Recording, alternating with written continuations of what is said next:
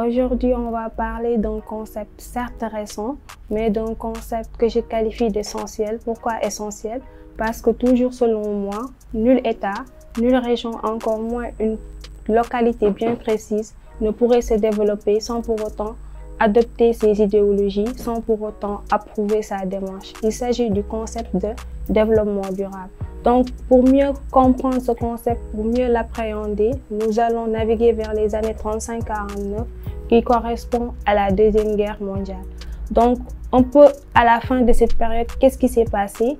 Les pays étaient dans un chaos, ils étaient contraints de reconstruire leurs économies, ils étaient submergés par cette envie de vouloir retrouver leur place d'avant. Et ils étaient animés d'une idéologie telle que, peu importe les moyens utilisés, l'essentiel c'était de retrouver cette économie, même s'il va falloir puiser de façon très irrationnelle les ressources naturelles. Et d'ailleurs, l'usage du DDT, qui est un produit très chimique, très toxique, en est l'exemple typique. Pourquoi? Parce que ce produit a été utilisé de façon très prépondérante dans l'agriculture, que ce soit en Angleterre, mais aussi aux États-Unis, mais également par l'industrie pharmaceutique pour lutter contre le malaria, aujourd'hui appelé le paludisme. Il va falloir attendre un coup de pouce qui changera cette position par rapport à l'environnement. Il s'agit de l'intervention d'une certaine dame écologiste, écrivaine, mais également zoologiste qui répond au nom de Rachel Carson. Cette femme a écrit un ouvrage intitulé Le Printemps silencieux où elle dénonce de façon très ferme les impacts négatifs qu'avait ce produit sur la vie humaine, mais également sur les animaux. Donc c'est en ce moment que les gens ont commencé à se poser des questions telles que quel sera notre devenir? Est-ce que la planète Terre sera vivable dans les années à venir? Celui qui a attiré beaucoup plus d'attention a été celui publié toujours en 1972 par un groupe d'experts se dénommant le Club de Rome. Et leur ouvrage était intitulé Halte à la croissance. Et dans cet ouvrage, ces gens montraient de façon très pertinente, de façon très radicale, comment la croissance économique ou bien démographique pouvait avoir un impact sur les ressources naturelles.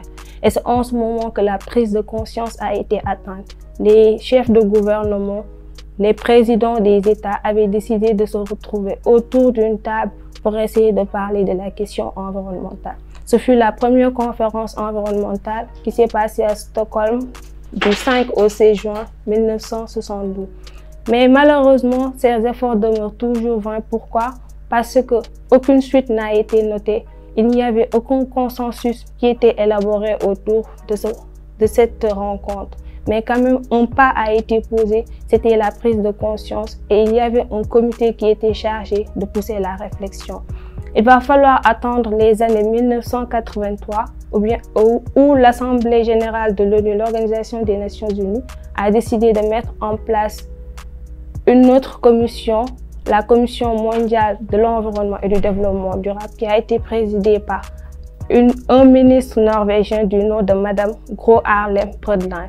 Et en 1987, ils ont publié un rapport Brundtland intitulé, plus connu sous le nom de Notre avenir à tous. C'est dans ce rapport que le terme de développement durable a été défini pour la première fois. Selon eux, le développement durable signifie un mode de développement qui répond aux besoins du présent sans pour autant compromettre la capacité des générations futures à répondre aux leurs.